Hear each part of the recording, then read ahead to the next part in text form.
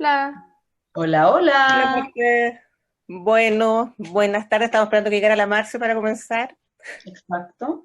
Les quería dar las gracias, la bienvenida a las reuniones que estamos teniendo, que me parece que esto de la pandemia nos ha servido para estar bastante más activas, ¿ah? Y como que las he hecho menos de menos, o sea, las he hecho menos de tocarlas, así como del abrazo, pero como que las veo más y me Qué loco. gusta. Y que hay que agradecer al laboratorio Exceltis, que hoy día nos trae a nuestra Andrea Fon a presentarnos la Slinda, que como ya sabemos es un progestágeno puro que nos permite una serie de cosas que no nos permiten los anticonceptivos combinados. Para funcionar, bueno, la Andrea va a ir haciendo su presentación, los voy a silenciar a todos para que no se vayan acoplando los ruidos. Y como somos varios, me gustaría que después cuando pidieran la palabra lo hicieran por el chat, porque así es más fácil para mí no estar viendo, porque puede ser que se me pase la mano o alguna cosa por el estilo. ¿Les parece? Sí que los voy a silenciar y Andrea. No, a mí no me logran silenciar muy fácil, así que hablaremos. Oye, buenas tardes, noches a todas. Todos, había un par de hombres optimistas en este grupo de féminas. Qué rico que surgió, además, que esta reunión pudiera ser solo entre nosotras, porque por un lado lo pasamos muy bien. Por otro lado, me consta lo mucho que ustedes saben y que les apasiona el tema de la anticoncepción, porque la verdad es que llega a ser deprimente, yo sé que ustedes me van a entender, de repente entre grupo de colegas tener que justificar ciertas cosas, así como la anticoncepción es buena, no sé, ¿cachai? O en verdad los progestágenos no son menos seguros que los combinados, señor, vigente hace como 15 años. Entonces, es súper rico como hablar el mismo idioma. Y por otro lado, estoy feliz de que ustedes sean mi amiga, porque un par de preguntas de UNEUS, por ejemplo, si no fuera mi amiga, yo creo que me harían temblar. Entonces, muy bien estar entre amigas y por favor las preguntas que sea, por supuesto que hay algunas que no voy a poder contestar y de repente son las mejores porque ahí surgen inquietudes varias que pueden ir perfilando acciones futuras. Bueno, ya todos saben que el anticonceptivo se llama Slinda y que es un esquema 24/4 que tiene 24 días de 4 miligramos de trospirenona y los otros 4 días de placebo. Bueno, como todos sabemos, nuestro querido amigo, o no, doctor Enrique París, conocido por lo menos como profesor por todas las que pasamos por la PUC, inició hoy día el plan paso a paso, que para algunas personas es sinónimo de miedo, para otras personas es sinónimo de optimismo, y para nuestras queridas adolescentes sabemos que es altamente probable que sea sinónimo de spring break, y dejé los anticonceptivos y ahora me reencontré con mi pololo, y ahí apareció una guaguita más en mi hospital de Maipú, y ahí una embarazada en el Roberto del Río, y otra, y otra, y otra, y otra, y otra, y en fin nuestro temido baby boom, que sabemos que suele ser a costa de nuestras queridas poblaciones vulnerables, la adolescencia siendo la reina por número y por vulnerabilidad que sigue tan vigente. Bueno, la verdad es que siendo honesta, no hay un acuerdo unánime en que vaya a haber, digamos, este baby boom. La gran mayoría de las instituciones y de los pronunciamientos que a mí me parecen serios apuntan a que sí, y de hecho muchas organizaciones han apuntado a la mantención de anticoncepción y de servicio, bueno, y de aborto seguro en países en que esto es legal, como un derecho básico de las mujeres y como algo que hay que mantener como primera línea. De hecho, las que estuvimos en la reunión anterior, ¿se acuerdan que les presenté este paper que era una columna de opinión de una asociación de pediatras gringos que decía anticoncepción en adolescentes es primera línea, tanto como comprarse el ventilador y tanto como el confinamiento? La Fundación Guttmacher, que para mí por lo menos es de las gold standard de parte de salud reproductiva, habla de 15 millones de embarazos no planificados, y el World Women Link habla de 7 millones de embarazos no planificados. Aquí estamos hablando de extra, lo atribuible a la pandemia por disminución de servicios de anticoncepción y de aborto libre en los países en que esto es legal. Sabemos que aunque sea uno, ya atenta contra los derechos de esa mujer y de esa pareja, y estamos hablando de millones, o sea, lo que implica además en un minuto de vulnerabilidad económica, laboral, y de parámetros de salud en general, y materno-infantil en particular, por esto hace temblar. Y esto, la verdad es que es más un desahogo con ustedes, porque esto han aparecido voces que han hablado en contra de este baby boom, que dicen que esto no va a ocurrir. En este journal de obstetricia y ginecología psicosomática, que no lo encontré indexado, pero esto llevó a una columna en El País, que aquí tienen la referencia. Y decía, no va a haber un baby boom. ¿Por qué? Porque la gente está deteniendo los planes de tener hijos. Yo no sé en qué mundo viven ellos, porque asumirán que el 100% de los embarazos son planificados, digamos, y que los embarazos no planificados no existen, porque no hablaban de nada más que la intención de ser padres. Y era una encuesta a 900 personas. ¿Usted quiere tener un hijo? Sí, pero más adelante. Listo, no va a haber baby boom. O sea, tal vez estas personas sabían de estadística, pero de anticoncepción, fertilidad y sexualidad, huevo. Y además que esta era la conclusión, decía, no se preocupen, no van a colapsar las maternidades. Entonces a mí me dieron ganas de decirle, caballero, a mí no me importa que colapse mi turno, a mí me importa que colapse la vida de ella, de la mujer que se está embarazando. Pero la opinión mayoritaria es que sí va a haber un aumento en los embarazos no planificados. Creo que con la experiencia estaremos todas de acuerdo que es un gran riesgo y por lo tanto, por favor, todo lo que sea anticoncepción, sigamos conversando, aprendiendo y aplicando. Bueno, eso a modo de introducción con respecto a coronavirus. ¿Qué pasa con la anticoncepción? Nuestra agenda va a ser esta, una pequeña introducción con el estado actual, después las características de este anticonceptivo en particular, los mensajes finales y por supuesto que toda la conversación que queramos. Bueno, la anticoncepción sabemos que tiene una historia milenaria, no sabemos desde cuándo, no sabemos cuándo el ser humano identificó que su reproducción era sexuada, pero condones hay en tumbas precristianas. Los dispositivos intrauterinos se mencionan en textos hipocráticos. Sabemos además que no solo era una intención a título personal, de intención de familia, sino que la primera causa de muerte en las mujeres eran las complicaciones derivadas de su fertilidad. Así que disminuir los embarazos, espaciar los embarazos, tuvo un efecto neto positivo. Después, además, en la era de los 60, aquí con nuestras predecesoras quemando los sostenes, los anticonceptivos orales fueron los que realmente llevaron a la mayor revolución, porque si bien había tecnología anticonceptiva, era de difícil acceso. En cambio, esto permitió con una receta poder yo manejar mi anticoncepción lejos de esta consulta médica por mucho tiempo. Y bueno, esto llevó también a mucho desarrollo de distintos métodos anticonceptivos, y da como la sensación, digamos, de que ahora hay anticonceptivos para todo el mundo. Hay tantas alternativas que uno se pierde, pero todos tenemos la amiga, la paciente o nosotras mismas que no quiere nada, que no le hace bien nada, que no se siente cómoda con nada. Y sabemos, volviendo al caballero que dice que como la gente no quiere tener hijos, no va a tener hijos, tenemos aproximadamente un tercio de las mujeres que quieren diferir la maternidad y que declaran no estar usando ningún método anticonceptivo moderno. ¿Por qué? Por acceso, ahí por supuesto que hay una responsabilidad más bien desde arriba de las autoridades, porque no les acomodan los métodos disponibles por efectos secundarios leves pero incómodos, o bien por un temor a eventos adversos graves, que a veces son propios y a veces son de los tratantes y no se buscan activamente alternativas. Ahí evidentemente hay una deuda de los clínicos. Bueno, ¿y qué empezó a pasar también? Que además de este efecto neto positivo en la salud de la mujer, se empezaron a ver los efectos adversos. Al principio fue todo maravilloso, y de hecho la dosis que tenía el Enovid era no me acuerdo cuántas veces mayor a la dosis de ahora. Y no importaba, porque evitar el embarazo salvaba vidas. Entonces, después, cuando ya pasó el triunfo inicial, se empezaron a ver también algunas consecuencias negativas. Se empezaron a observar complicaciones, y sabemos que las complicaciones más graves son asociadas al uso de estrógeno. Aquí hay un papá protestando contra Bayer en el momento en que se hicieron las demandas por el Yasmín, por la foto de su hija fallecida por un evento tromboembólico. Bueno, ¿qué empezó a pasar con estas complicaciones? El efecto neto era tan positivo que nadie se cuestionó en retirar la anticoncepción, eso nunca fue tema. Pero empezaron a aparecer las guías de uso adecuado, los criterios de elegibilidad que para nosotros ahora son un rayado de cancha diario, fueron apareciendo décadas después de los anticonceptivos. Y por supuesto muchas alternativas, fueron bajando las dosis, cambiando de estrógenos y progestágenos, y también anticonceptivo libre de estrógeno, que es lo que nos convoca. ¿Y por qué? Porque sabemos que el tromboembolismo venoso, que es, la verdad es que prácticamente el único evento adverso grave de los anticonceptivos, las complicaciones hepáticas también, pero todas las complicaciones que acarrean mortalidad y discapacidad, dependen prácticamente todas de este efecto protrombótico que es atribuible principalmente a los estrógenos. Y este cuadrito de Lidegard, que para nosotros también es absolutamente conocido, muestra esta en globo duplicación del riesgo de eventos tromboembólicos. Josefina, más silencio, por favor.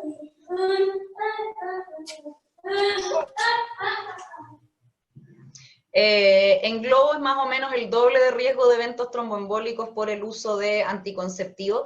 Esto está probado con etinilestradiol, pero también hay que recordar que los no han tenido todavía observaciones clínicas suficientemente grandes, se supone que el riesgo sería menor, pero no lo sabemos aún. Y en cambio los progestágenos solo en sus distintas formas tienen un efecto neutro en cuanto a los eventos tromboembólicos. Bueno, y de estos riesgos se desprenden también las recomendaciones de uso, no es solo anecdótico de este se complica más y este se complica menos, sino que según los criterios de elegibilidad, siendo los principales de la OMS, hay varias guías, tenemos todas estas mujeres en que podemos usar libremente progestinas puras y que tienen una contraindicación absoluta o tienen una fuerte recomendación de evitar estrógeno. Aquí no está la obesidad porque el IMC alto, la OMS como evento único no lo considera contraindicación, pero las guías europeas sí consideran IMC mayor de 40 como contraindicación de estrógeno, así que habría que agregarle eso dependiendo las guías que uno utilice. Bueno, y además con la emergencia sanitaria actual tenemos algunos acápites de anticoncepción que tenemos que considerar. La verdad es que los progestágenos sí están cobrando importancia, sobre todo en su forma oral. ¿Por qué? Porque ahora estamos en periodo de desconfinamiento, pero en todo este periodo que ha sido de confinamiento bastante estricto, hay una dificultad enorme de iniciar métodos o de continuar métodos que necesiten un procedimiento médico. Hay pacientes que se pinchan ellas solas, pero las que dependen de que alguien las pinche, por ejemplo, muchas tuvieron que ver interrumpido su tratamiento. Y obviamente para iniciar un LARC, yo sé que hay algunos que lo han seguido haciendo, pero la opinión mayoritaria era más bien diferir esos procedimientos. ¿Y qué pasa con los estrógenos dirigidamente? Que en las guías de telemedicina está recomendado no iniciar estrógenos por telemedicina si es que yo no tengo una medición de presión arterial reciente. Y también está recomendado suspender en pacientes COVID con sintomatología severa, por ejemplo, hospitalización, neumonía o inmovilización prolongada, y también hemos visto que hay usuarias que los han empezado a suspender en forma preventiva, que eso no está recomendado, pero el miedo hace que a veces se sigan recomendaciones de la vecina. ¿Y qué también ha pasado? Que ha habido, esto para nosotros no es nada nuevo, porque la verdad es que lo venimos diciendo hace tiempo, pero ahora con el COVID esto cobró más importancia. Una recomendación también, esto es de los británicos, de iniciar anticoncepción en el puerperio inmediato, aprovechar la instancia de la paciente hospitalizada. Sabemos que no podemos usar estrógenos bajo ninguna circunstancia. El DMPA está restringido en las primeras 6 semanas en las mujeres con lactancia por el desarrollo de la barrera hematoencefálica del recién nacido y el periodo de la dosis supraterapéutica. Entonces nos quedaríamos con la opción del inicio inmediato de un LARC, que nos encanta, es nuestra favorita, pero a veces no hay personal capacitado que lo pueda iniciar, y los progestágenos orales que son de toma libre en cualquier momento y lo único que requiere es la indicación, en Chile ni siquiera la receta. Bueno, esta es una pregunta que a mí me hacen mucho mis alumnos cuando hago clases o las mismas usuarias. Me la hizo una periodista el otro día, oye, pero si es tanta la diferencia de seguridad entre los estrógenos y los progestágenos, ¿por qué no se usan más los progestágenos? Y hay varias razones, que pueden ser unas más válidas que otras. Se perciben como menos eficaces, y eso es súper injusto, eso es una herencia, pero ya de hace mucho tiempo, que tiene que ver con el linestrenol, con el levonorgestrel, pero no con el desogestrel y tampoco con el aldosperinol. Tienen menor ventana de seguridad en caso de olvido, eso es cierto, sobre todo nuevamente con los progestágenos más antiguos. Esta yo creo que es la más importante, que el sangrado vaginal irregular sigue siendo una barrera grande. En general eso a las usuarias no les gusta, sobre todo cuando no hay una consejería adecuada. También, sobre todo por el DMPA y por el desogestrel, las progestinas están más asociadas a nivel de inconsciente colectivo, aumento de peso. Y todo lo anterior hace que se requiera tanta conversación para iniciar un progestágeno o para educar a los colegas en el uso progestágeno, que a veces uno vuelve al antiguo conocido por ahorrarse pega. Bueno, y obviamente surge la pregunta de si no es posible lo bueno de uno con lo seguro del otro. Y ese es el concepto que Slinda está tratando de ofrecer. ¿Por qué un esquema cíclico? Esta pregunta la hemos recibido mucho. ¿Y por qué? Porque reduce el sangrado inesperado. Así de simple, o sea, sin perder efectividad y sin perder seguridad en cuanto a eventos adversos, perdón. El hecho de que tenga 4 días de placebo permite cierto grado de desarrollo y de descamación endometrial que hace que el sangrado, en caso de ocurrir, sea esperado. ¿Y por qué drospirenona? Bueno, nuevamente es una molécula absolutamente conocida para nosotros, coincide bastante con el perfil de la progesterona natural y para nosotros en particular el efecto antiandrogénico pudiera ser un gran aliado por el perfil de nuestras pacientes. Bueno, ¿cuál es la efectividad y cuál es el mecanismo anticonceptivo? La verdad es que desde el desogestrel, que está en uso, me corrigen si me equivoco, pero hace 15, 20 años por lo menos, sabemos que el índice de PERL del desogestrel oral es igual que de los anticonceptivos orales combinados. El índice de PERL más bajo, o sea, más alto, por lo tanto más malo, era nuevamente del ologestrel, del linestrenol, y eso hizo que en el inconsciente colectivo quedara para siempre como que los progestágenos eran menos efectivos, pero esto no es así.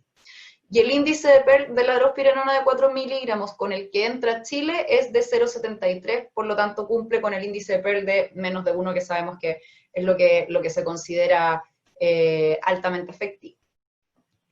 Es un fármaco que es anovulatorio, y esto está absolutamente comprobado también. Nuevamente, nos dicen hasta en las clases de anticoncepción que los progestágenos puros no son anovulatorios, que son anovulatorios más o menos en la mitad de los casos, la mitad de los ciclos, y que su gran efecto es a nivel del moco cervical. La verdad es que el desogestrel es anovulatorio, eso está probado, y la drospirenona también es anovulatorio. ¿Qué se hizo? Acá abajo está la referencia.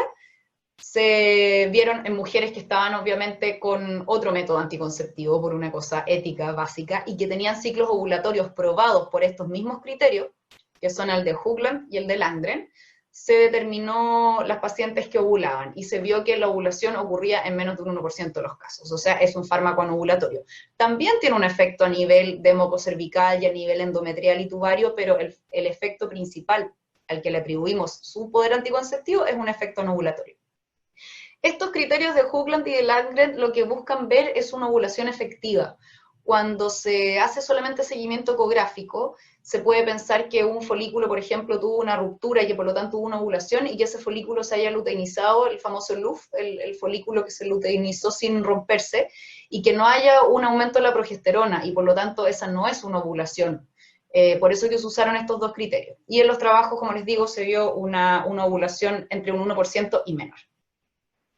¿Qué otra cosa se vio con respecto a la ventana de seguridad? Que esto es muy importante, porque esta escena, pese a todos nuestros esfuerzos de consejería, no la podemos evitar, jamás, siempre va a ocurrir. Entonces necesitamos saber, tal vez no transmitir, ahí podremos discutir después si esto se lo cuenta a las pacientes o no, pero necesitamos saber si hay un atraso tolerable para que el fármaco no pierda efectividad. ¿Y qué se vio? Que con olvidos programados de 24 horas hubo un 0,8% de ovulación. Aquí era una coma, no un guión, por si acaso. Fue una paciente de 127. Y esa paciente no tenía ninguna diferencia a nivel clínico con las otras. No tenía un IMC mayor, no tenía alguna otra patología asociada, se piensa que fue azar. ¿Y qué más se vio? Que el retorno a la ovulación fue no antes de 9 días de la suspensión del tratamiento, que es bastante similar a lo que se ve con los ACO. Así que la ventana de seguridad, tanto cuando fue establecida para evaluar la ventana, como cuando se evaluó el retorno a la ovulación, sabemos que es bastante segura. Bueno, ¿qué pasa con la seguridad? ¿Qué nos preocupa a nosotros? Cuando hablamos de seguridad, hablamos de los efectos adversos graves, de los que ponen en riesgo de muerte y de secuelas a nuestra paciente. Los eventos cardiovasculares en primer lugar. La seguridad endometrial, la verdad es que no nos preocupa mucho a nosotros porque sabemos que el efecto de los progestágenos es una atrofia endometrial, pero obviamente también hay que probarlo. Si hay o no alteraciones en la lactancia, queremos que sea un fármaco seguro en la lactancia, por supuesto. Efectos metabólicos y daño a nivel de la salud ósea, sobre todo en nuestras pacientes que están fabricando su masa ósea para el futuro. ¿Qué pasa con el riesgo cardiovascular? No hubo, en estos 20.000 ciclos que se observaron, no hubo ningún evento tromboembólico de ningún tipo reportado. Bueno, obviamente estos no son estudios epidemiológicos, no tenían el N suficiente para evaluar eventos tromboembólicos en población general, pero hay dos estudios y dos argumentos que muestran que esto no parece ser una casualidad, sino que parece ser un efecto del fármaco, todo lo indica. Uno es que la población de los estudios no fue seleccionada, no se seleccionaron mujeres jóvenes sanas de IMC normal, solamente se dejó fuera mujeres que tenían criterios de contraindicación de uso de progestinas, como una hipertensión descompensada, por ejemplo. Entonces, si vemos, hay una proporción importante de pacientes fumadoras, que son las que están en violeta, de pacientes obesas, que son las que están en amarillo, de historia familiar de tromboembolismo. Entonces son pacientes que por un lado clásicamente no habrían podido usar estrógeno, o sea que se están beneficiando de esta nueva alternativa, y por otro lado son un perfil de población bastante similar a la población latina. Y lo otro es que el estudio del doctor Regidor ve como ay, se me olvidó la palabra, como elementos, digamos, subrogados de los marcadores de actividad protrombótica. Midieron factor 7, factor 8, fibrinógeno, dímero D, y no hubo un aumento significativo en ninguno de ellos con el uso de drosperinona. Entonces, obviamente no hay una correlación exacta entre esos marcadores, marcadores subrogados de actividad protrombótica. No hay una correlación directa, pero sí sabemos que se relacionan a la ocurrencia de actividad de la fibrina principalmente y no hubo un aumento significativo. A nivel endometrial, se hizo biopsia aspirativa en 17 mujeres antes y después de ciclos de un año de Slinda y no se vio ningún caso de hiperplasia, que era bastante esperable, pero obviamente había que confirmarlo. Con la lactancia, sabemos que no hay restricción con las progestinas orales, y en el estudio dirigido del paso a la leche materna y la dosis diaria que recibiría un recién nacido con lactancia materna exclusiva, se vio que la dosis era muy, muy menor, y sabemos que además es una hormona que no tiene la capacidad inductora del eje hipotálamo hipófisis gónada como sí la tienen los estrógenos. A nivel metabólico se vio un efecto bastante neutro. Por ejemplo, en el peso se vio o que no había impacto o una disminución leve de peso en mujeres obesas. No hay que transmitir que bajan de peso, porque la verdad es que igual no salieron de su grupo, digamos. Las mujeres, por ejemplo, con una obesidad se mantuvieron dentro del rango de obesidad, no pasaron de obesidad a sobrepeso. Pero el efecto fue o neutro o de una leve mejoría no clínicamente significativa. Con la presión arterial se vio una cosa bastante similar. En mujeres normotensas se mantuvo la presión y en mujeres con una hipertensión leve una pequeña disminución, nuevamente, que no alcanzó a sacarlas de su rango de hipertensión leve. A nivel del perfil lipídico no se observaron alteraciones clínicamente relevantes, y con la salud ósea se observó que los niveles plasmáticos de estradiol se mantuvieron en el rango que está descrito como adecuado para el desarrollo y la mantención de masa ósea. A esto me quiero dedicar un poquitito más porque de todos los anteriores me parece que es el tema de más interés en nuestra área chica. Bueno, lo primero y lo más importante en realidad es que no es un fármaco hipoestrogenizante. Eso también lo escuchamos decir mucho, que las progestinas solas, cuando se dan en forma pura, hacen que la mujer tenga un hipoestrogenismo. Eso es solo cierto para la medroxiprogesterona de depósito. Y como tal, podremos discutir si es relevante o no relevante, pero es solo para la medroxiprogesterona de depósito. El implante, los DIU medicados y las progestinas orales no son hipoestrogenizantes. Y al no ser hipoestrogenizantes, mantienen lo que se llama la ventana como saludable, digamos, del estrógeno, que permitiría la ganancia y la preservación de la masa ósea. Sabemos que la mayor parte se alcanza en la adolescencia, por lo tanto, sí nos importa que nuestra paciente mantenga estos rangos adecuados de estradiol. Sabemos también que hay otras variables que son mucho más importantes para efectos del desarrollo de masa ósea, que son la genética, que no la podemos manejar, y la nutrición y la actividad física, que sí la podríamos manejar, pero pucha que cuesta. ¿Qué pasa con la anticoncepción y la salud ósea? La verdad es que no existe evidencia de buena calidad ni de mala calidad. No existe evidencia que asocie uso de anticonceptivo en edad fértil con fracturas en la etapa de la tercera edad, que ese sería el trabajo a hacer para decir este anticonceptivo es deleterio y este anticonceptivo no es deleterio. No es factible hacerlo. O sea, si a alguien se le ocurre un diseño para seguir pacientes desde su menarquia y que inicien un método anticonceptivo y que no lo cambien y manejar otras variables y después seguir haciéndole seguimiento de densitometría ósea y evaluar la fractura cuando tengan 70 años, a mí no se me ocurre ningún diseño por lo menos. Entonces las recomendaciones y las advertencias están hechas en cuanto a lo que se sabe del efecto endocrino y metabólico de los anticonceptivos y también de la fisiopatología de la osteoporosis. O sea, estaríamos más bien en la base de la pirámide de la evidencia. Pero es la base, o sea, es solo la base, pero también es la base que lleva todo lo posterior. Lo que recomienda y lo que advierte la Asociación Mundial de la Osteoporosis, en su último trabajo grande de recomendaciones, es que, primero que nada, los anticonceptivos son un elemento absolutamente menor. Entonces, a veces, mi sensación es que gastamos mucho tiempo hablando de los anticonceptivos para efectos de la salud ósea, pero ¿cuántas pacientes tenemos que fuman? ¿Cuántas pacientes tenemos sedentarias que decidieron dejar los lácteos por algún motivo X, más o menos justificable, y que no se habla del consumo de calcio? Entonces, enfoquémonos también en lo más importante.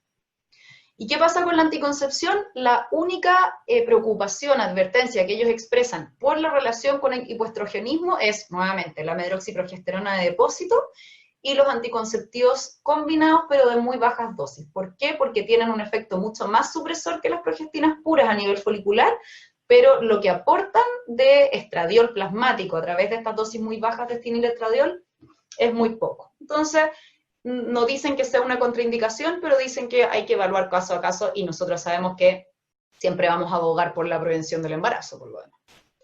¿Qué pasa con los niveles de estradiol? Este es el nivel crítico. De 30 para arriba yo tendría un desarrollo de masa ósea adecuada y vemos nuevamente que lo único que queda abajo es el DMPA. ¿Ya? Acá está Slinda y acá hay otras progestinas puras y aquí hay combinados pero que son con estradiol. Gigi, yo sé que te prometí que iba a buscar niveles plasmáticos en anticonceptivos combinados orales con etidinestradiol y no encontré ningún trabajo que fuera posterior a como el año 86. Así que si alguien tiene, me lo hace llevar porque nuestro sueño con la Gigi es terminar esta tablita aquí para el lado poniendo también los niveles en usuarias de ACO, pero la verdad es que no encontré nada moderno. Bueno, visión general de la seguridad entonces, no hay cambio en los parámetros hemostáticos y no hubo eventos tromboembólicos.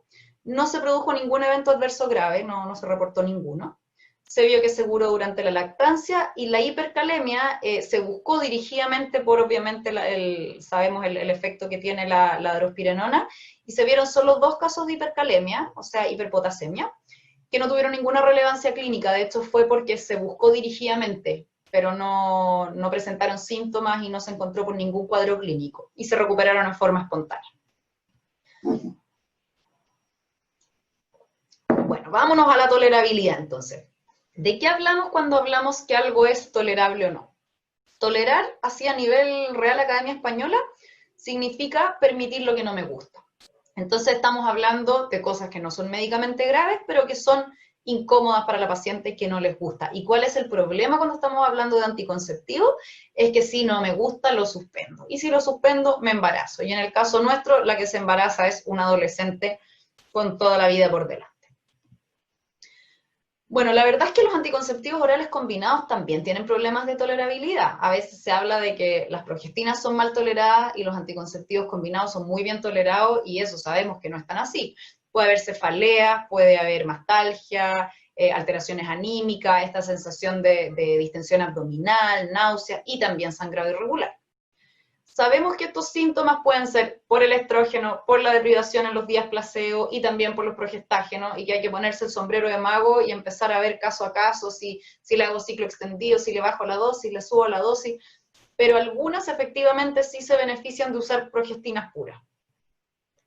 ¿Qué se reportó en el caso de usuarias de Slinda? Se reportaron aquí los que fueron espontáneamente mencionados en más de un 2% de los casos, hemorragia vaginal, que sabíamos que es el fantasma del uso de progestágenos en general, en menos proporción que las usuarias de desogestrel.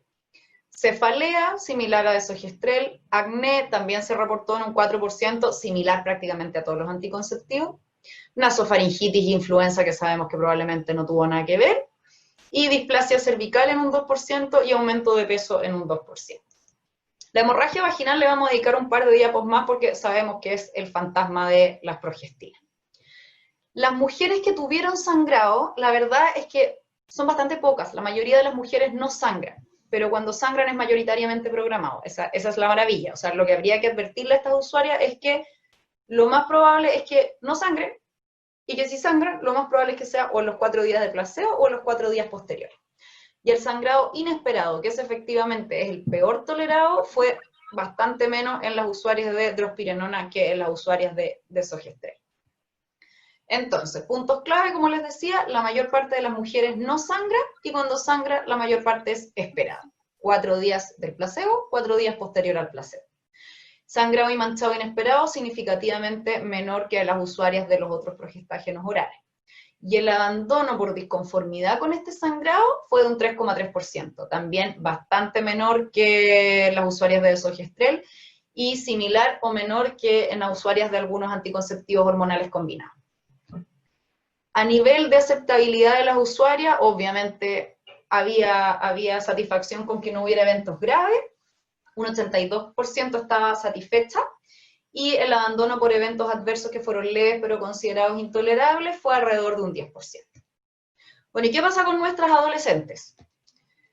Me encantó esta imagen, es de una doctora que está en Instagram por si la quieren seguir. Me encantó porque es de las pocas veces que he visto una imagen solo positiva de los adolescentes. Dice, ¿por qué me encantan los adolescentes? Porque son idealistas, porque son apasionados, porque tienen capacidad de resiliencia, así que la encontré muy bonita. Bueno, sabemos que las usuarias adolescentes no se comportan como las adultas. Ya les fallan más los métodos anticonceptivos, y eso es observable en todos los trabajos, y la única excepción son los LARCs. Y sabemos también que esa falla suele ser por problemas de adherencia, tanto de uso adecuado como de abandono. Y además no las incluyen en los protocolos de estudio, y esa es una queja que todas hemos tenido muchas veces, que dicen, este estudio incluye adolescentes, y el estudio incluye una paciente de 19 años, y con eso dicen, incluye adolescentes. Y nosotros, la verdad es que la de 19 años casi que ya no es adolescente para efectos de comportamiento en muchos casos. Sabemos también que la recomendación principal es el uso de nuestros famosos LARCs, los métodos anticonceptivos de larga duración, por la adherencia que tienen, la continuidad y la alta tasa de efectividad, pero también sabemos que siempre hay algunas que no los quieren, por diversas razones, porque le fue mal a la amiga, porque le tienen miedo a la inserción, la barrera de costo, por ejemplo, en el sistema privado no es menor. En algunas partes todavía le piden autorización a los padres cuando se trata de un procedimiento, y por lo tanto, si es que es una decisión autónoma y confidencial, no la pueden llevar a cabo. Y obviamente a estas adolescentes les tenemos que ofrecer una alternativa, no le podemos decir, no quieren LARC, entonces siga participando. Ya, bueno, este estudio entonces lo que vio principalmente es la tolerabilidad de la drospirenona de 4 miligramos en adolescentes. Y fueron pacientes en Alemania, Finlandia, Suecia y Ucrania, adolescentes de verdad, posmenárquicas, pero desde 12 años y hasta 17, y fueron periodos de 6 ciclos. Después de estos 6 ciclos se ofreció una fase de extensión para completar el año. Y los criterios que se evaluaron fueron patrones de sangrado vaginal y retiros de protocolo por eventos adversos, principalmente este mismo sangrado. Entonces se registraron 111, de ellas 103 pudieron ser enroladas, se retiraron, ahí hay una falla, son 14.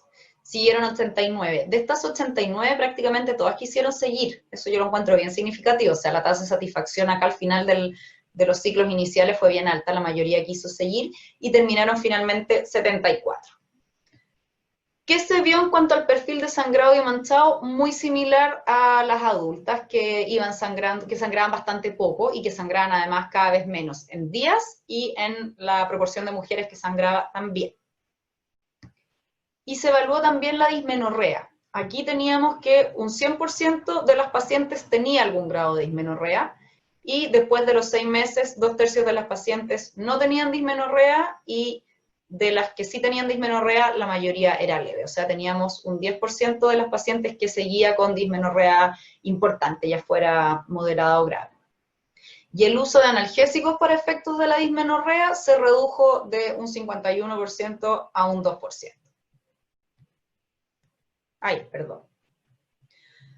Los puntos clave con respecto a este trabajo de adolescencia es que la tolerabilidad y aceptabilidad de la drospirenona efectivamente se comprobó. ¿Ya? Obviamente, como cualquier otro método, la idea es usarlo después de la menarquia, eso es como parte básica de los anticonceptivos en general, y se espera, si bien esto no se evaluó dirigidamente, se espera que la seguridad y que la eficacia sea similar a las adultas. ¿Por qué? Porque sabemos que todo el proceso de ovulación y por lo tanto de inhibición de la ovulación es igual que en las adultas. En general, el tema de que les fallen más los métodos tiene que ver con la adherencia. Este régimen indujo un sangrado mayoritariamente programado, menos dismenorrea, menos uso de fármaco, menos días de sangrado total también, y el sangrado inesperado fue muy similar a lo que reportan las usuarias de anticonceptivos combinados en esta edad. La aceptación fue la misma que en adulta, eso es bastante sorprendente porque sabemos que en general las adolescentes son usuarias menos satisfechas que las adultas como concepto global. Y este anticonceptivo es el primero que está dirigidamente aprobado para su uso en adolescentes por la FDA en base a este trabajo. Bueno, a modo de mensajes finales, la drospirenona tiene una eficacia comparable con los otros métodos orales, con un índice de PEL de menor a 1 y con una ventana de olvidos de 24 horas, que es bastante más amigable que las progestinas tradicionales.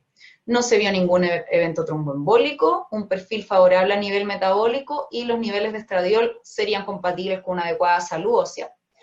Se vio un perfil mejor de sangrado que el Cerazette, que lo compararon con la marca, por eso está la marca puesta ahí, con menos días de sangrado y sobre todo con menos sangrado inesperado, que es el peor tolerado. Seguro durante la lactancia, aprobado en adolescentes y la gran mayoría de las mujeres se sintieron satisfechas, incluyendo nuevamente a las adolescentes. Muchas gracias. Prendan sus micrófonos, por favor. Conversemos, me siento sola.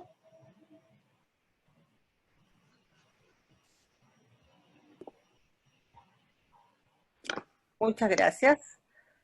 Ya, las voy a abrir el micrófono. Prometan hablar de una. Ojalá pidiendo primero la palabra. ¿Ya?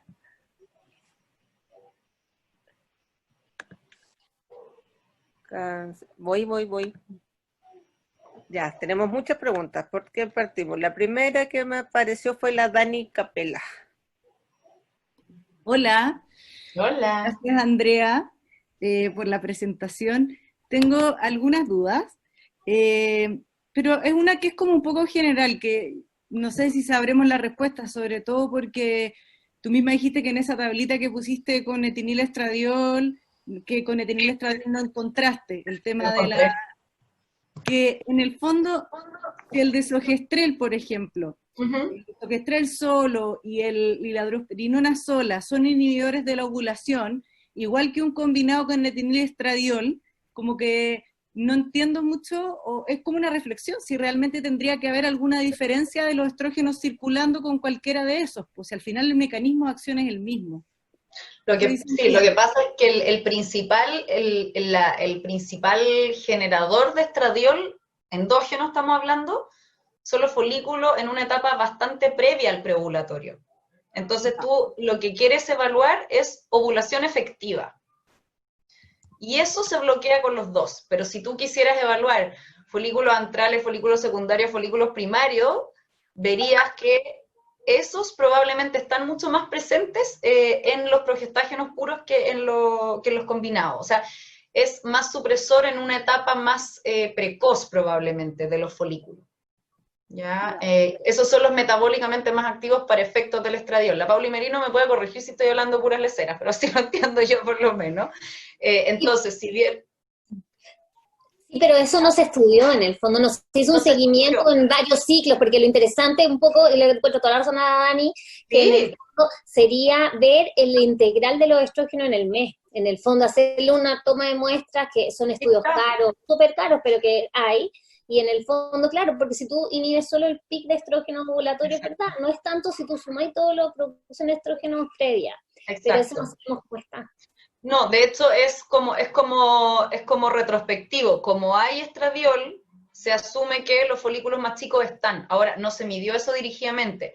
El estudio, ese se los puedo mandar porque el estudio en que se midió estradiol son varios días del mes, no es una curva diaria, pero son varios días del mes, porque lo que se expresa ahí, de que son más o menos 50 picogramos por ml de plasma, es como el promedio, entre comillas. Lo que pasa es que la tablita que yo les mostré es comparativa entre distintos, entonces se pone el promedio. Pero un seguimiento hay, no es diario, pero hay. ¿Ya? Pero en el fondo, la respuesta como Dani, que nuevamente es teórica, es que la supresión de ovulación es la misma tasa, digamos, de inhibición de ovulación, pero que el efecto es más permisivo con los folículos más chicos y que esos son los metabólicamente importantes efectos del estrogenismo y la estrogenemia. Yo no pensaría ahí que la medroxiprogesterona, el depósito, ¿por qué es tan heavy para no dejar producir nada? Que es lo que todos sabemos, pero como porque si igual actúa inhibiendo la ovulación, igual que el otro, ¿por qué no permite el desarrollo de nada? Bueno, pero no importa, es como más... Por la dosis, es una mega dosis y por eso de hecho nos sirve tanto para efectos de atrofia endometrial, por eso es tan rápida. Acuérdate que la media de acción de la medroxiprogesterona son entre 2 y 3 días, cuando tú estás ovulada es el anticonceptivo que más te gusta. Entonces es muy buena esa dosis suproterapéutica para algunas cosas, pero también es mala para efectos del desarrollo folicular. Esa sí es hipoestrogenizante, ya de frentón. Y esto es lo último, la última pregunta. Con respecto a las migrañas, porque en algunos, de lo que yo recuerdo, en algunos estudios se ha visto que con el desogestrel las migrañas disminuyen. O sea, Sí. ¿ya? Yo no sé si con este hay alguna como idea con respecto a las migrañas, o no se evaluó, o si habían aumentado. En una tablita parece que decía que había más cefaleas, pero no sé si hay algo al respecto. Porque No a se veces, de evaluó. hecho, como a pacientes que tienen migraña, es como un incentivo para ellas cuando uno les comenta que pueden incluso disminuir las migrañas, ocupando, o sea, menos O sea, peso basal. Y de hecho, después te dicen, doctora, ahora ya no tengo migrañas, ¿cachai? lo que Entonces, pasa es que las migrañas, estamos hablando de la migraña real, cefalea claro, vascular, porque en Chile le decimos jaqueca a todo, pero la migraña, digamos, la cefalea vascular, que tenemos más las mujeres, y tenemos más las mujeres en edad fértil, es tan multifactorial que incluso cuando tiene relación con la parte hormonal es distinta. Hay mujeres, por ejemplo, que tienen migrañas premenstruales, y a esas, si tú le inhibes la ovulación con lo que sea, les va a ir excelente. Hay otras que les aumenta la migraña como un efecto secundario del anticonceptivo, entonces andan mal en las píldoras activas, y eso puede ser por el efecto estrogénico, por la dosis estrogénica o por el progestágeno. Entonces, la migraña y la mastalgia son las situaciones en las que yo encuentro, por lo menos, esto ya es a nivel de experiencia, que más hay que ponerse el sombrero del mago y empezar a ponerle, sacarle, bajarle. No se estudió dirigidamente, pero no apareció reportado en más de un 2% de los casos, porque esos fueron reportes espontáneos y no está en la tabla de más de 2%, no se menciona. Y la otra gran ventaja con respecto a las migrañas es que esto no está contraindicado en migrañas con aura. Entonces, eso, tenemos una ventana, digamos, de permiso para uso en migrañas con aura y en migrañas sin aura, pero mayores de 35 años, o sea, tenemos menos contraindicaciones que con los estrógenos, y si las disminuye o no, eso va a haber que evaluarlo dirigidamente, porque obviamente los genes son distintos y el reclutamiento es distinto, y ahí va a depender de la causa de la cefalea vascular, yo creo. ya, gracias. Andrea Uneus y Daila Pauli. Yo quería preguntar cortito, aprovechando que tenemos aquí a la persona de Exceltis, es que nos cuente cuánto vale. ¡Eso! Guillermo o Bárbara. Ahí está Aquí la Bárbara. estoy. Hola, buenas tardes. Primero agradecer por la oportunidad también de participar de esta tan entretenida presentación de la doctora. Y bueno, quiero comentarles que Slinda está en las 3 cadenas de farmacia a lo largo de todo el país, así que está en Salcobrán, en Cruz Verde y en Ahumada. Así que a las usuarias las pueden enviar a cualquiera de las cadenas y va a estar desde Arica a Punta Arenas.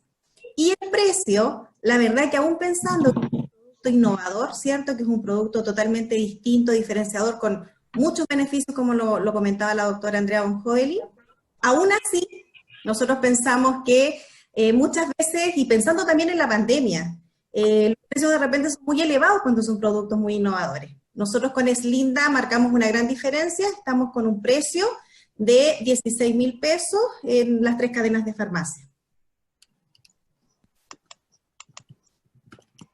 ¿Y ese precio se va a mantener? Porque un visitador me dijo que ese precio, que había un descuento de aquí a fin de año y que después iba a subir. No, ese precio se mantiene. Ese va a ser el precio que va a tener Slinda.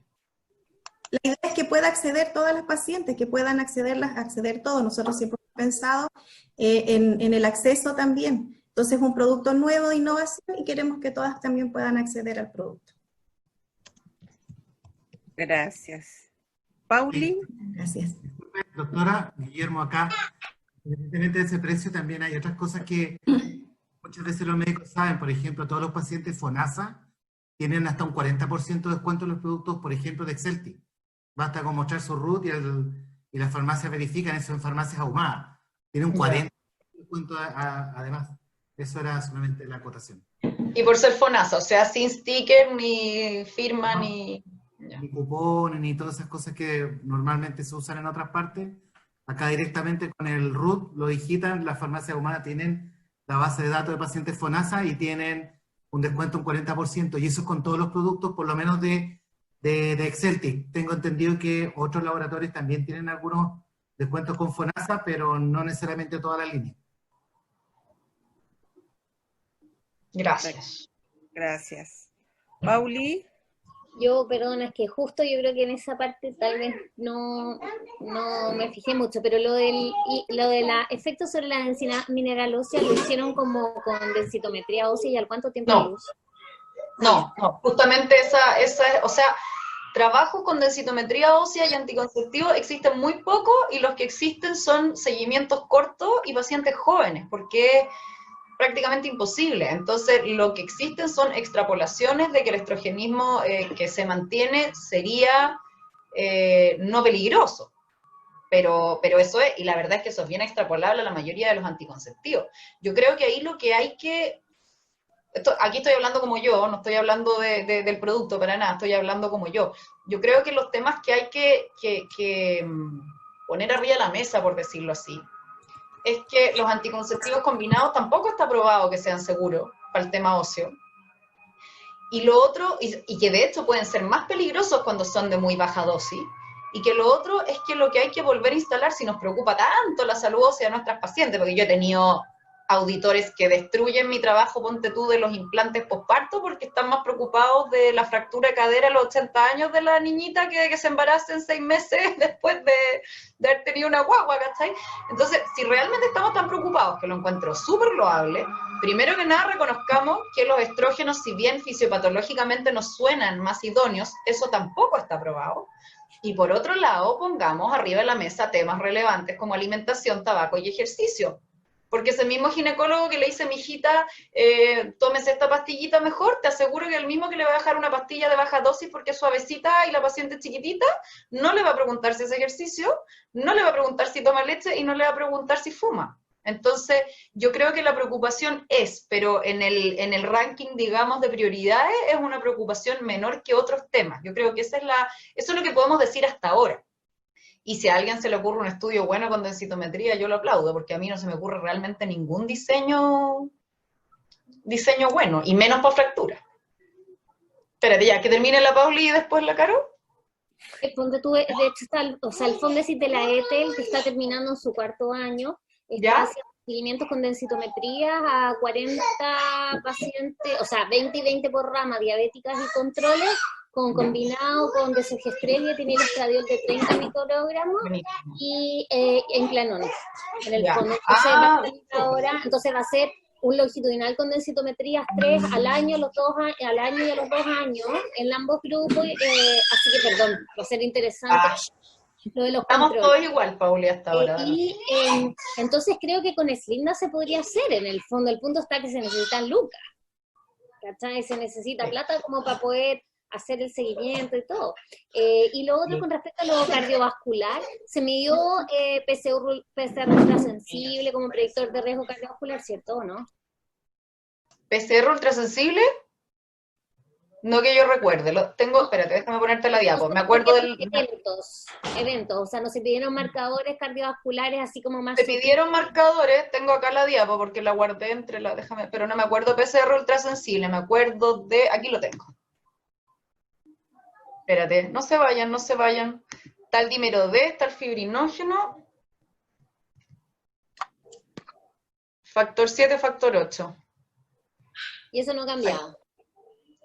No cambiaba. Aquí te lo estoy proyectando. Espérate que no soy tan veloz como quisiera.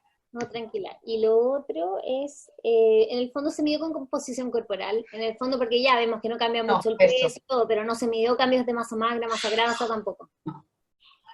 No. Yo creo que eso, o sea, todo lo que estamos mencionando, que yo encuentro que es interesantísimo, debieran ser los ejes ahora. O sea, primero estudio epidemiológico para ver el tema tromboembólico, pero yo creo que nuestro interés espontáneo es menos porque tenemos súper clara la seguridad de las progestinas, y eso no hay ninguna razón clara de que cambiara. Pero ahí yo creo que a cada uno le aflora su sensibilidad. La Dani Capela debe ser migrañosa, yo también, así que ese tema me interesa mucho. No, yo sí. El tema del peso, porque sabemos que suele ser la parte más álgida de la consejería con adolescentes. El tema del síndrome premenstrual, por ejemplo, aquí no ha aparecido, pero el síndrome premenstrual tampoco está evaluado, ya la dismenorrea sí, pero el síndrome premenstrual y la disforia premenstrual no. Y también son estas cosas que se prueban con anticonceptivos hormonales combinados, pero que uno dice, si por lógica la supresión de la ovulación es lo que beneficia, también debiéramos ver un beneficio, pero sabemos que en la evidencia hay que comprobarla, por definición. Entonces, justamente yo creo que de aquí hay muchas líneas que se pueden tirar así súper súper interesantemente. Aquí están los marcadores subrogados, Pauli, ¿se ve? Sí. Y está, pues, mira, ahí estaba. Se me dio el Ahí hay que ver si es PCR ultrasensible porque el valor de corte es distinto si es PCR normal o ultra. No lo sé. Te puedo mandar el Después de trabajo. 3 es riesgo, así que si es de 1 sería bueno. Exacto, exactamente. Sí, lo que se consideró más relevante era sobre todo el factor 7 y el dímero D, bueno, el dímero D que volvió a estar muy de moda por el coronavirus, digamos, que sabemos que tiene que ver con el metabolismo de los productos de la fibrina, los metabolitos de la fibrina, de hecho bajó. ¿Qué tipo de PCR era? No lo sé, te puedo revisar el trabajo y mandártelo porque... Porque no lo sé, pero la verdad es que todos se mantuvieron en un rango con aumentos o disminuciones bajo la significancia. Súper. Caro González.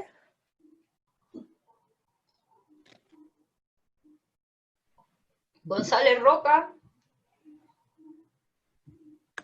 ¿Dónde está? Ahí está, pero de silencio, pues, niña. Oye, entonces yo aprovecho a hacer otra pregunta. Perdón. ¿Qué porcentaje de las pacientes tienen amenorrea con esto? Partían siendo aproximadamente entre un 50 y un 70. Entre un 50 y un 70. O sea, el mensaje es, lo más probable es que no sangres, pero si sangras va a ser lo más probable, porque sabemos que aquí no hay 100%, esperamos. Y sangran menos además a la larga, porque sabemos que lo típico con las progestinas solas es que cuando caen en atrofia endometrial empiezan a gotear mucho. Y esta en el fondo, esta atrofia siempre tiene algún grado de escape. Entonces, al final, por un lado, el sangrado inesperado es menos, y en muchas partes se vio también que los días totales de sangrado eran menos que con el desogestrel. Así que tiene bastante lógica que sea más aceptable. Bueno, la Caro, ¿no? Definitivamente. Sí, ahí está. Yo quería hacer la reflexión así como un poquito a tierra, que a mí efectivamente me encanta buscar la molécula, la densidad mineralosa y todo, pero no nos olvidemos contra qué nos estamos pesando y nos estamos midiendo contra un embarazo. Nosotros tenemos esa meta, y siempre un embarazo va a tener más riesgo de todo lo que ya sabemos. Sí. Ahora, como te digo, fantástico tener toda la información detrás, que la densidad mineral ósea de aquí al año 10, al año 20, al año 30, bla, bla, bla. Pero sí, esto versus las mujeres que tienen embarazo, tras embarazo, tras embarazo, tras embarazo, tras embarazo, no hay por dónde perderse en el fondo. Por lo tanto, como que no hay que perder un poquito el centro en eso. Y no me acuerdo qué más, pero... ¿Te acordás qué más iba a ir? Tú sabes que no puedo estar más de acuerdo. Lo de la amenorrea. ¿Sabéis qué?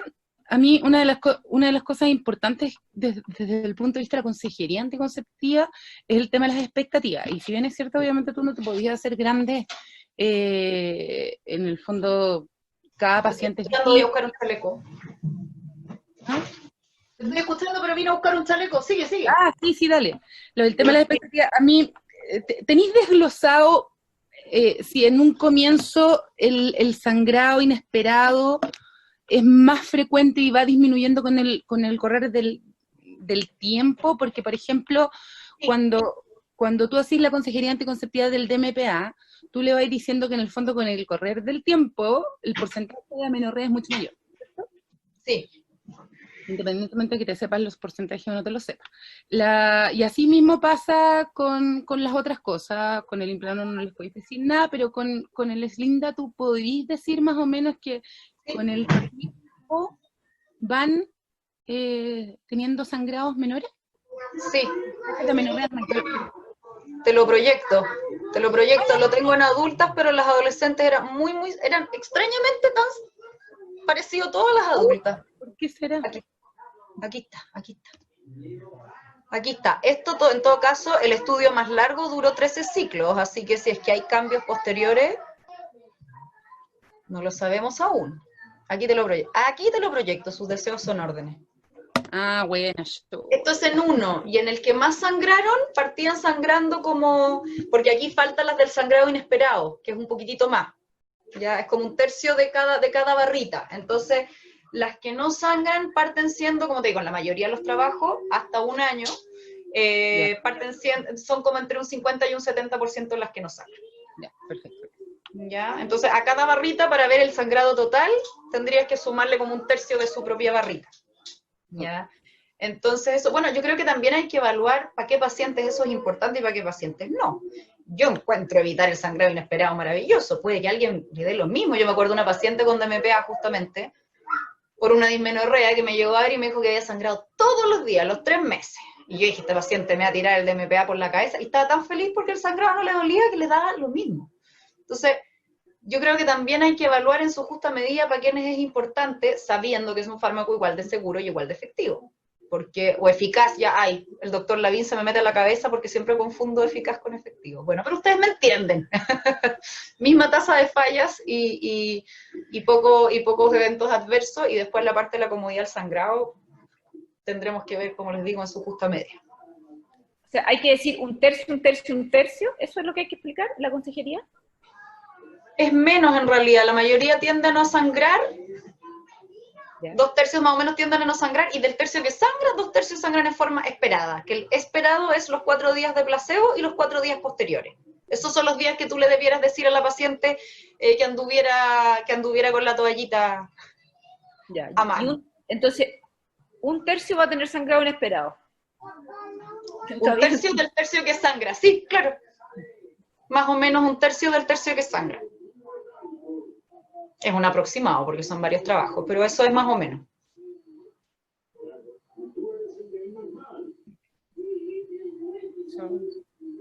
Yo creo que todos lo estamos notando en la cabeza, ¿eh? En este minuto. Sí. Un tercio sangre, y de ese tercio, un tercio sería inesperado. Claro, exactamente. Muy bien, Carola González. Yo sabía que no estaba. No esperábamos menos. ¿Alguna otra pregunta? La Paz. Paz. Cuando hicieron saludos a todas, cuando hicieron el lanzamiento del producto, alguien preguntó por los ciclos extendidos, pero no me acuerdo bien el detalle, si es que se puede hacer o a contar de qué ciclo uno lo puede hacer con confianza, tranquila.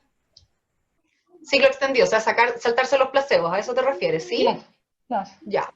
Mira, esto también es una opinión absolutamente personal. Yo creo que saltarse los placebos pierde un poco el sentido del fármaco, porque si asumimos que la mayoría igual no va a sangrar, y que las que van a sangrar en forma inesperada, o sea, esperada y no inesperada, creo que saltarse los placebos probablemente, eso no está evaluado, pero probablemente tendrían tasas de sangrado inesperado más altas, similar a lo del desogestrel, porque de partida, por definición, todo sangrado va a ser inesperado. Si yo no estoy teniendo los días de placebo, todo sangrado va a ser inesperado.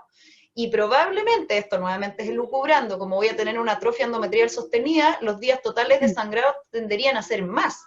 Entonces, no es que no se pueda usar, porque es una hormona segura, es una hormona que igual se elimina rápidamente, no es como, no sé, pues el parche que no está recomendado hacer ciclo extendido de más de 2 ciclos porque sabemos que tiene depósito a nivel del tejido adiposo. Con esto no pasa, ya se va a eliminar la hormona. No creo que sería peligroso, pero tiendo a pensar que se perdería el beneficio en el sentido de que habría más sangrado inesperado, que justamente es la principal gracia comparando con el desogestrel.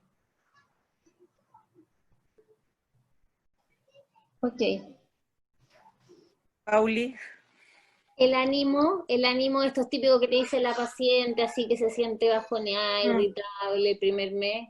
¿Cómo está eso? No está reportado en más de un 2% de los casos, que son los que sí se reportaron. Ahora, yo aquí hago la autocrítica, digamos, de que sabemos que todo es distinto en estos estudios, aunque sean fase 3 con hartas pacientes, pero que son condiciones de que las llaman cada 5 días, que tienen acceso súper expedito a consejería. O sea, yo creo que las otras cosas, tanto buenas y malas, tal vez mejor acné con respecto de desogestrel, migraña, todas estas otras cosas que necesitan nenes más grandes y que necesitan condiciones de vida real, van a ir apareciendo probablemente en experiencias en la vida real también.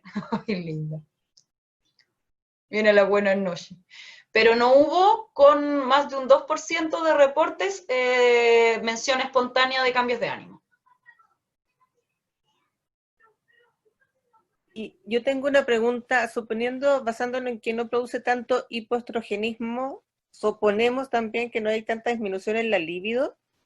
No estuvo Posibilidad vaginal. mencionado más de un 2%. Ya. Ahora, volvemos a lo mismo, tal vez son cosas que necesitan más seguimiento a más largo plazo o N más grandes. Pero mención más de un 2%, lo único es lo que les mencioné, o sea, el sangrado, el acné, cefalea, no me acuerdo cuáles eran los otros, pero eso. Disculpen, una acotación. Yo soy de Antofagasta, ginecóloga, así que algunas me han visto, otras quizá no tanto. Quiero agradecer a esto de la pandemia, ha ayudado a que nosotros, no sé, algunas conocemos por ahí, somos medio antigua yo, nosotros no podemos viajar a las reuniones habitualmente. La otra vez, hubo otra reunión donde estuvo la doctora Virginia Mans y está la Bolina Párraca también en Antofagasta. Somos las tres que estamos. Que hacemos infanto juvenil, y les quiero agradecer porque al final, dentro de todo, ayuda a acercarnos a estas charlas, que son súper importantes. Mi hijo está jugando con unos legos justo ahora. Y entonces, eso era una acotación importante. Con respecto a los porcentajes, finalmente sacamos así como en matemáticas, sería un 70% de amenorrea, y un 20% con sangrado específico y un 10% inesperado, porque es el tercio del tercer tercio. Entonces sería 70, 20 y 10. Ahí queda listo. ¿Ah? Nos hizo el cálculo que a todos nos falló. Eso no va. Y que estoy muy contenta. Por este lado, veo a hartas personas, yo soy medio antigüeide, así no voy a decir la edad, pero muy contenta acá en Antofagasta, o sea, ojalá se pudieran hacer por siempre así, pero a nosotros nos estamos como retiradas en ese sentido y cuesta mucho. La otra vez también nos invitaron a una charla, justo era el día de aniversario de mi matrimonio. Nosotros en Antofagasta, la región norte, nunca ha sido como, no tenemos una filial norte, de hecho, porque es complejo el tema, somos menos, creo yo, también son ciudades más separadas, entonces somos menos al final. Así que estamos muy contentos, me imagino, los del norte. Eso. Gracias.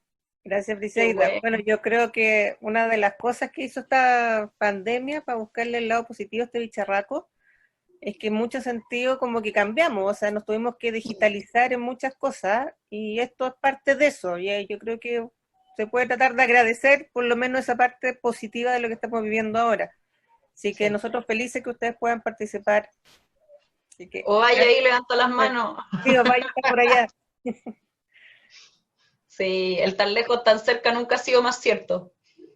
Exactamente. ¿Alguna otra pregunta? Bueno, voy a dejar un poco a Guillermo Mora al laboratorio y después seguimos conectadas, pero vamos a parar la grabación. Guillermo.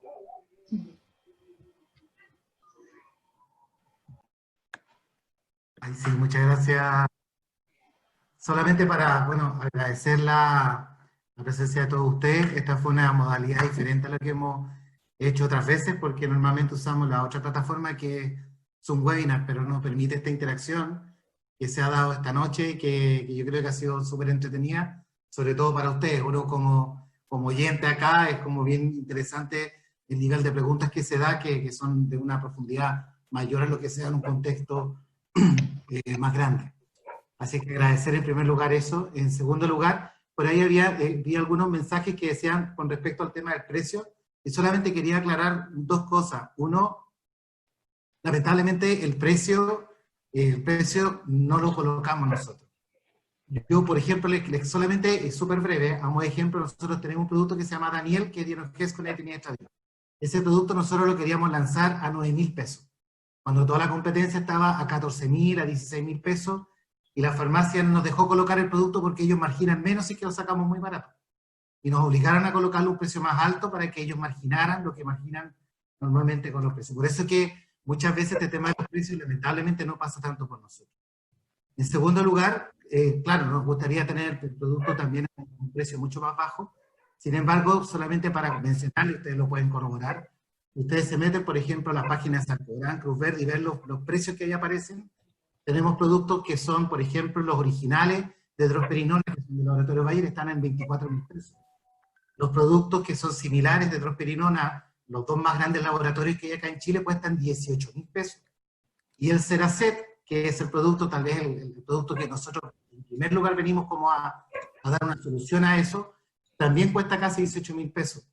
Por lo tanto, es como para poner un poco en contexto el tema del precio de un producto que tiene 12 años de investigación, más de 2.000 mujeres estudiadas, miles de ciclos, 20.000 ciclos estudiados, y eso nosotros no lo estamos reflejando en el precio, haciendo un esfuerzo como laboratorio para que mayor cantidad de mujeres puedan tener acceso a él. Y además que también nos jugamos con otro tipo de descuento, como el que les dijimos de farmacia ahumada, para poder mejorar el acceso. Así que yo le quiero comentar, agradecerle y desearle a todas ustedes y todos ustedes muy buenas noches. Y muchas muestras médicas, Guillermo, ¿cierto? Bueno, y la muestra médica sí, pues es una forma también de apoyar, sobre todo a las usuarias que tengan menos recursos. Nosotros también vamos a tener una buena cantidad de muestras médicas que vamos a estar distribuyendo para todos los médicos. Y para poder empezar terapia, para nosotros eso lo hemos hablado muchas veces, no solo en base a esto, nosotros para poder empezar, tener la caja ahí en 3 dimensiones, no un blister de muestra ni mostrarlo en internet, sino que por un lado por la parte como de explicar el cómo, que nuestras pacientes tienen un pensamiento mucho más concreto que las adultas, y por otro lado el enganche de irse con un mes de tratamiento es absolutamente distinta a la experiencia usuaria que cuando uno les da una receta y le dice anda a comprártelo. Así que sí, ahí tenemos que contar con usted, ¿no? Sí, doctora, en todo caso, independientemente que estamos en época de pandemia y todo eso, nuestros visitadores médicos igual ellos están haciendo entrega, van solamente a lo puntual, ¿no? La orden es no hacer visita médica, ellos han ido a las consultas, dejan con las secretarias, bolsitas con las muestras médicas de los productos, sobre todo a quienes los van solicitando, así que a medida que esto vaya volviendo a la normalidad, también mayor va a ser el apoyo en base a ese tipo de acciones como en los inicios de tratamiento. Sí, doy fe de eso. En el hospital me han mantenido todas mis terapias, así que se agradece también. Bueno, Roberto también. Sí, hay varias asintiendo. Muchas gracias. Bueno, para ir cerrando la parte formal, porque después nos quedan el after, por decirlo así, muchas gracias a todos por su participación. Estamos muy contentas de cómo se han ido dando estas charlas, que nos están manteniendo bastante más seguido y manteniéndonos, empezando a hacer todo el training para lo que va a ser nuestro congreso, como ya saben. Y dentro de eso, contarles que nuestra próxima reunión va a ser el 10 de agosto, en el mismo horario. Va a exponer la doctora Daniela Capella y la doctora Uneus, que van a presentar un trabajo que acaba de ser publicado en el TIPIPAG, llamado Aborto provocado en Chile por nivel socioeconómico. Me parece que es un trabajo interesante, que tiene una base y que es importante saber cómo se ha presentado en el último tiempo, y me parece que tener la estadística y a partir de eso poder comentarlo es una buena cosa. Así que eso sería, para que lo anoten, vamos a estar avisando de todas maneras, 10 de agosto a las 7 de la tarde. ¿Ya? Y ahora a conversar. Al after. Vamos a buscar el traguito.